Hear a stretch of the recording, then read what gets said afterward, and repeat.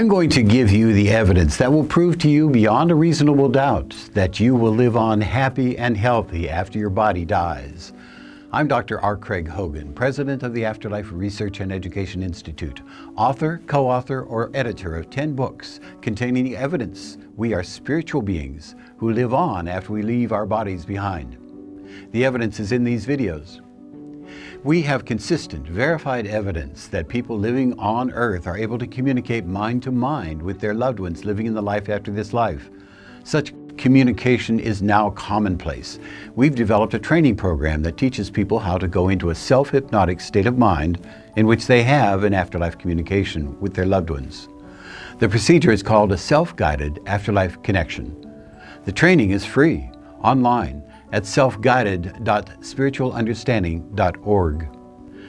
This is a narration of the report by a woman who had a wonderful self-guided afterlife connection with a girl whose body had been killed in an automobile accident.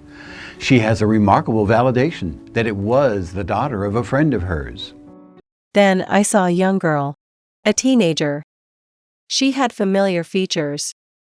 The name Brenda came to me and I realized it's a friend of mine's daughter. She died in a rollover crash where she was pinned and asphyxiated. The kids with her were allegedly responsible for her being abandoned at the wreck. The feelings I got from her had nothing to do with that wreck or the people around her then. She hovered with me, morphing a bit so I saw her in different stages, ages. I saw her exploring. I saw her as a student, studying. I don't know that she did that on Earth, but she is now that she's passed. I heard her say, "I love Mom. I miss Mom." I asked in my mind, how can you miss her? You are always with her. It was a misunderstanding. I saw some food item rolled. It looked like a lobster roll but with jalapenos. I was focused on it too much and it disappeared. I looked to the side and saw her as a little girl, rolling out dough, working on a red check tablecloth, working so hard. She was darling. Then I realized, oh, she misses doing this stuff with her mom. At least that's what I got from it. I saw her enjoying the weather, the fall, the leaves' colors. I saw her and felt her loving the ocean and tide. I could feel her sort of drinking it in. She showed me some other things she was liking about where she was. And her condition. Well, how do you do? I wrote Lauren, mother of Brenda, in the Afterlife Connection, and told her the first part of it and how confused I was with the roll-ups that had jalapeno in them. I kept thinking, what on earth? So I wrote Lauren, unsure of how much to tell her. I can never remember who is a believer and who isn't. Guess what? She writes back and says it makes sense to her. Yes, they made jalapeno roll-ups. What? I've never heard of such a thing.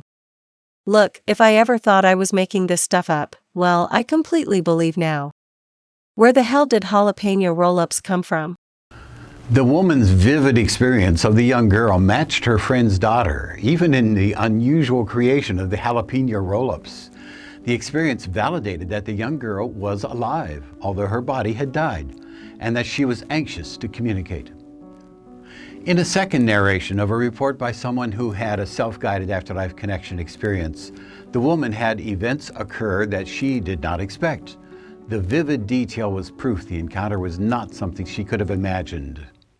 I went to the same garden, my own, and again found what I did not expect. My Uncle Jim, who died about the same time as my father, was sitting in the seat my brother Dick had been in. Bob was my favorite uncle when I grew up. He used to take me for rides in his truck when he was working. I have not thought of him for some time. He began talking to me about the farm where I grew up. We walked out from the farmhouse and he began sharing about how it was when he grew up there. I had not thought of that much. Both he and my dad spent their childhood there. I turned to look at the ridge where I used to walk and daydream. Immediately he took both of us to the ridge. He said it was one of his favorite places too. Then he talked about how they dug out the white chalk rock there to make my grandma's flower beds. It was a revelation to me. I had always loved the raised round flower beds in the front yard and I always loved the broken up place on the ridge, but I had never put two and two together. Then Bob took me up high to look down on the farm. He asked me if I would like to take care of a farm for my remaining years. I said I was a bit old to do that. He waited for me to answer. I said sure. It seemed and still seems a strange idea. We left it there, said goodbye and separated. Not what I expected. Just a chatty visit with someone I had not seen for some time. Different members of my family have been showing up. We were never an overtly affectionate bunch. All 3 sessions have seemed to convey a rather amused and affectionate attitude towards me. I have felt very much at home with them, always felt surprised at what transpires, and left wondering at them in a good way. The woman was communicating with her loved ones whose bodies were dead. They were anxious to communicate with her. The attitudes of the people towards her were surprisingly loving, a testimony to the fact that she was having a real communication with them. They lived on after their bodies had died, just as we will live on. You will never die.